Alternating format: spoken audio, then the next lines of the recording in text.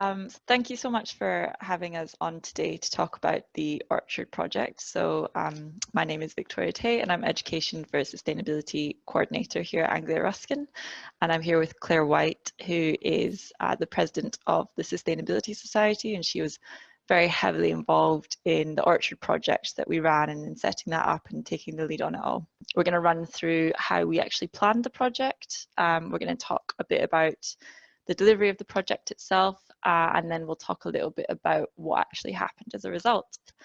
We worked with a local community orchard as well, and we also worked with Scottsdale's, a local nursery, to get the trees themselves, and they gave us a discount on the trees that we got. So it really was a true community endeavour. And you can see in this first slide here a nice picture of some of the pupils that we worked with and the students working alongside them. So onto the project itself. So the project came about primarily because we saw that Change Agents, so a charity who offer funding and support to students who are interested in sustainability, had these grants for good that they were advertising, and they were advertising grants for up to £500. And I thought this looked like a brilliant opportunity for our students to actually lead a project. So I got in touch with the Sustainability Society, so it's Claire and Amelia, who's another member of the society, is quite well connected with the local school. She was aware that there was a big empty space there, and she thought it would be a really nice idea for us to actually approach the school and see if we could use that space to create an orchard. I then got involved with the project because, well, primarily to support the students to actually write the grant, but then because at the time I was already doing some work with our students' union as part of our Responsible Futures work accreditation that we were doing at the time, which some of you might be familiar with. There was already a lot of close partnership working happening between the university and the students' union, so it just seemed like a really natural, nice next step for me to continue supporting the students throughout this whole project sort of lifespan. So I said, you know, I'll support you as much as you would like. But then obviously there were things that I didn't know related to the sort of technicalities of how you actually plant trees. So Amelia and Claire then reached out to the local community. So they got in touch with a man called Dick Baxter, who runs the Midsummer Common Community Orchard. They went along there and they did a little bit of volunteering to find out, you know, what it was like to take care of fruit trees and how that whole process worked. And so got his input on what we should actually be doing, how, you know, what technical skills we would need, what equipment we would need, lots of things that I would not have known and not been able to tell them about. So that was really valuable. So here, this next slide, you can see is the empty plot of land, basically, that Amelia had clocked and thought, oh, you know, this would be a great space to actually be able to do something with. He very kindly came in and talked about very practical steps of how you plant the fruit trees. So it was very nice. We had this mixture of the university and the community coming into the school. And then the pupils themselves had time, after we'd given our presentations, to think about the orchard and to decide which apple trees they wanted to be in their orchard. So we really wanted them to take ownership of it. So they created presentations and then we judged them. So Claire and Amelia came in the afternoon and they judged the presentations and we selected a winning project, and that was the sort of design, basically, was the apple trees that we then decided to plant. So those are the ones that we ordered. As Victoria said, there was a grant available of 500, of which we gained about 375, and we raised the additional money through a fundraising quiz via our society, and we also got 25% off through Scottsdale, who provided the trees for us. So there are ways, if you are short of the funding, to make it up. You just have to be creative with it, really, and that engaged students even more with what we were doing and the purpose of the project. So then for the actual tree planting day itself, that took place about 6 weeks after our initial visit to the school, where we did the project selection of the trees. We had 10 volunteer students from Anglia Ruskin who came along and planted the trees with us. So each of them was assigned to 2 pupils. So we worked with about 16 pupils in total from the school. So they each took a tree, and the student volunteer from Anglia Ruskin worked with them to actually plant the trees. So it was really nice. And we have here some images of things that were planted with the trees. So we asked the pupils to plant poems and draw pictures that we planted with the trees as a small legacy of the project, really. And you can see here some of that planting actually taking place. So that was, I think, the first hole to be dug. There is what you can see in the photo on the left-hand side, and then those are the fruit trees that we had all lined up there, looking ready to be planted.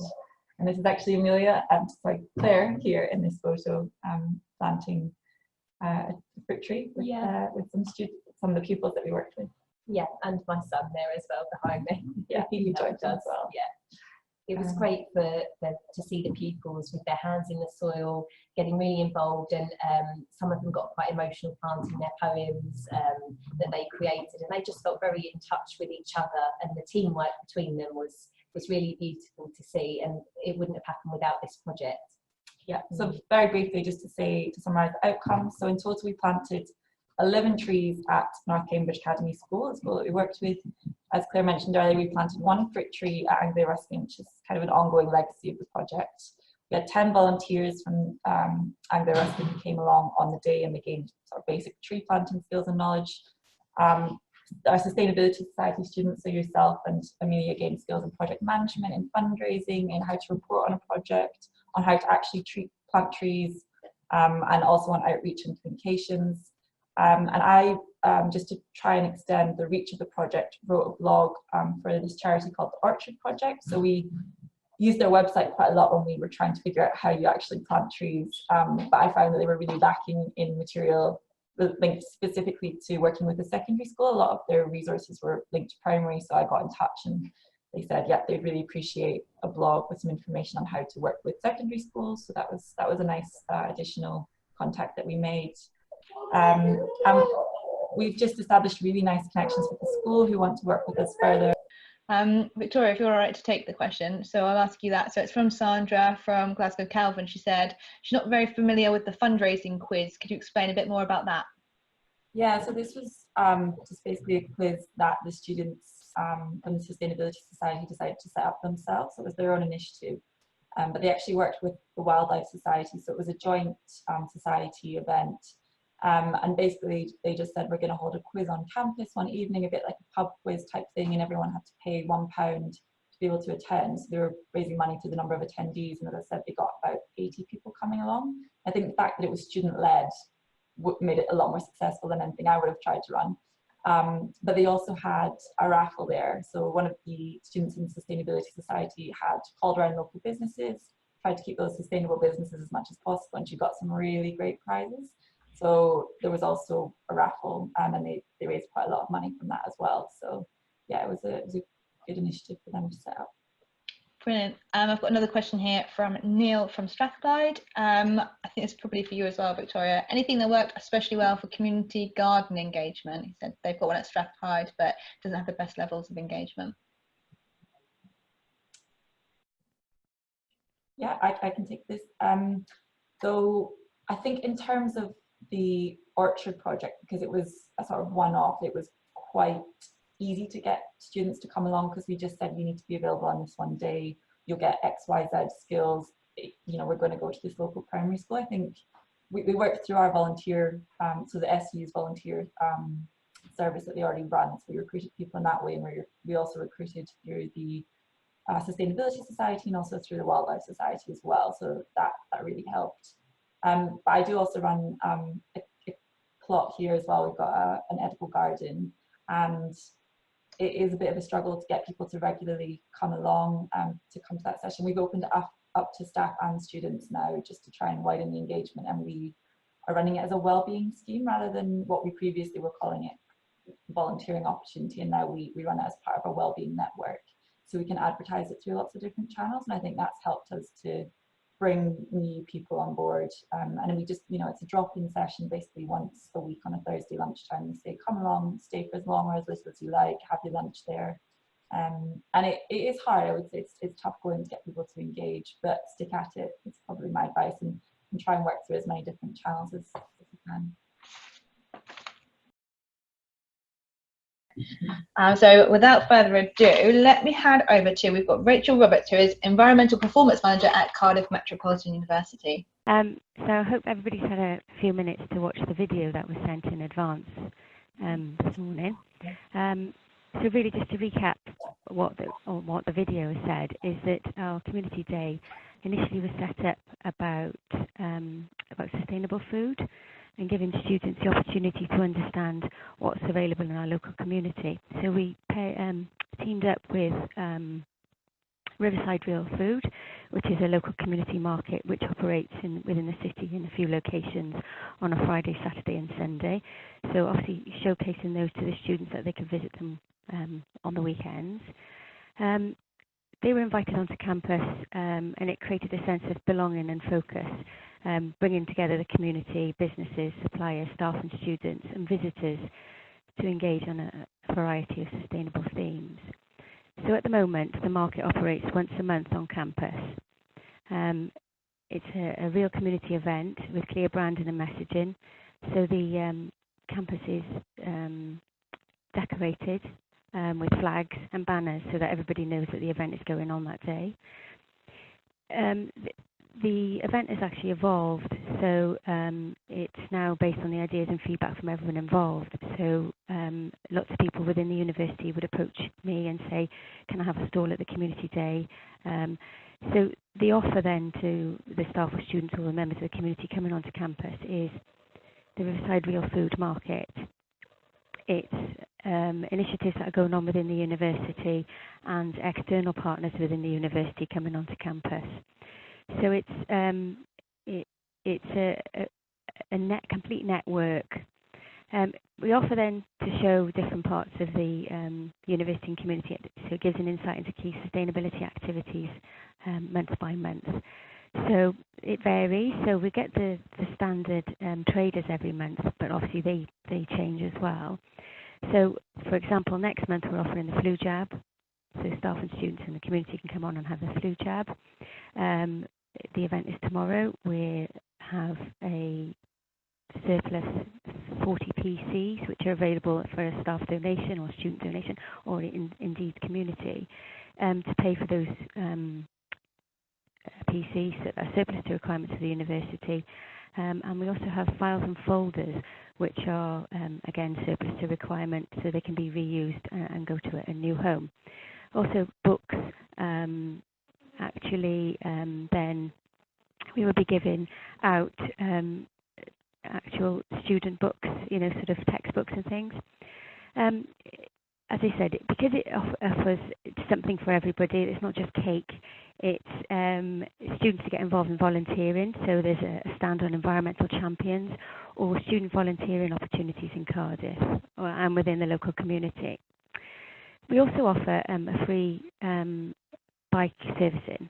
This is provided by a nearby charity, and this proves very popular, and the mechanics complete in excess of 30 free bike MOTs each session.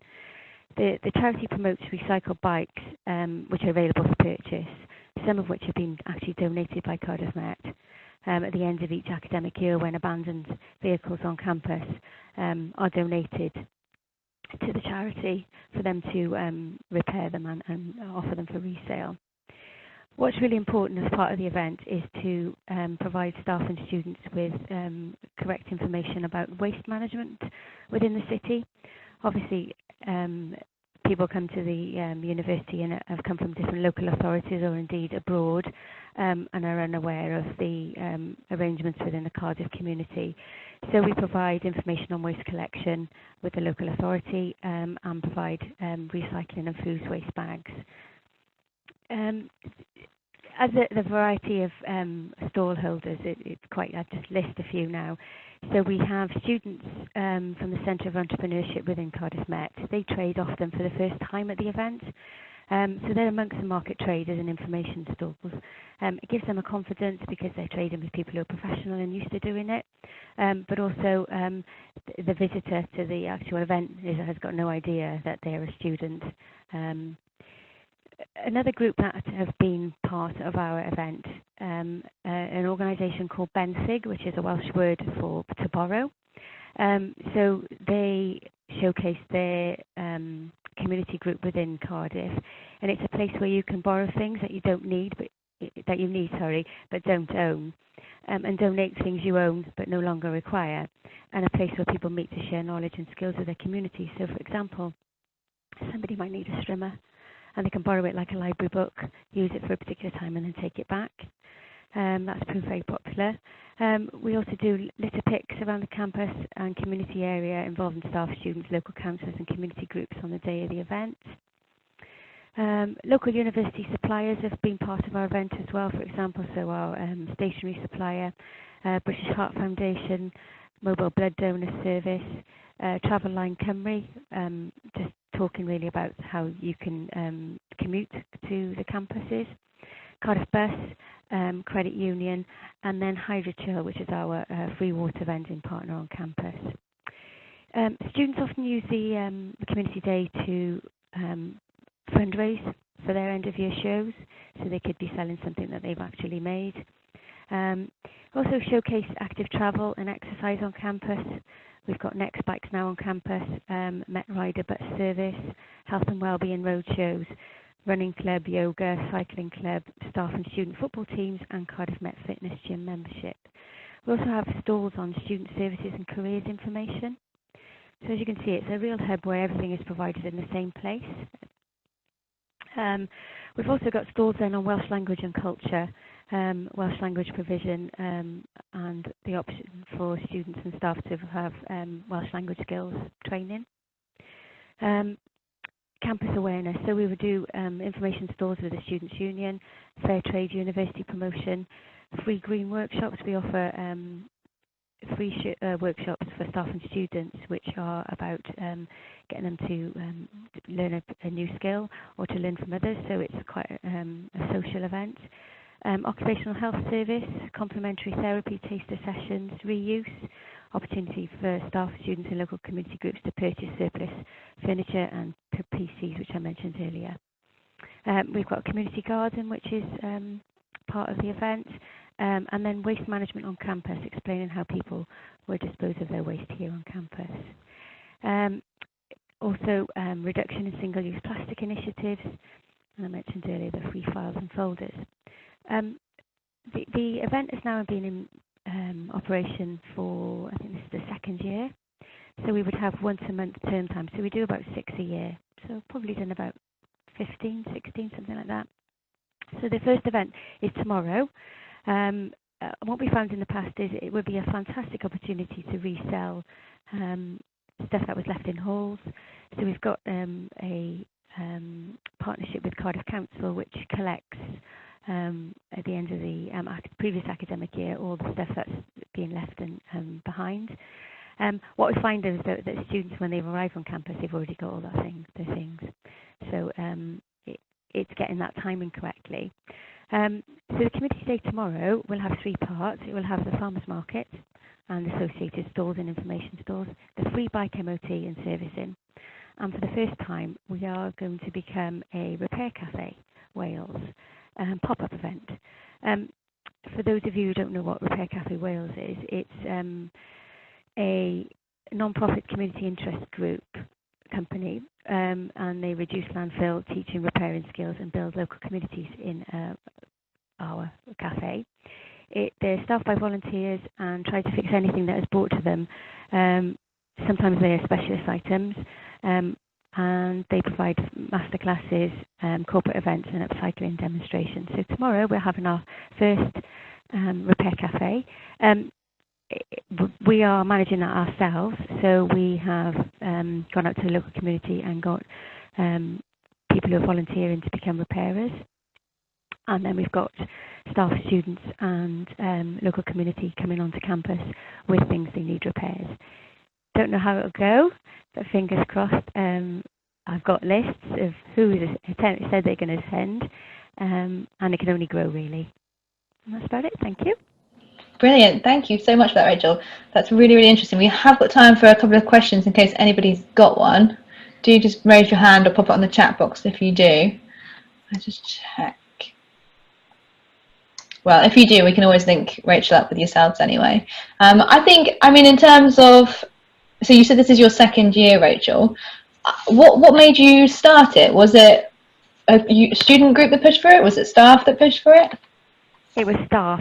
Part of our environment management system, we were looking at trying to promote sustainable food purchasing on campus, and trying to showcase all the initiatives we're doing within our catering department, trying to reduce single-use plastic. And so it was really the platform to get that information out there. Brilliant. And so how have students received it? Have you had any feedback? How do you gain feedback from students about it? They love it, and I think staff do as well. Is a sort of rustling of paper bags on a Tuesday, where they see others and they think, oh, there's something different, and the flags definitely showcase it, that they know that it's going on, and then there's banners. So, you know, really keen to get involved in it. And of course, then when someone on their course actually, you know, has a stall, it just creates that momentum really of others wanting to get involved in the event. Brilliant. So I think that's about all we've got time for today. I just want to say a really, really big thank you to both Victoria and Rachel, and Claire as well, of course. Those are two very different initiatives, and then two great examples of how institutions can work towards this goal. I just want to say a big thank you again, and hopefully see some more of you tomorrow on tomorrow's webinar. Brilliant. Thank you.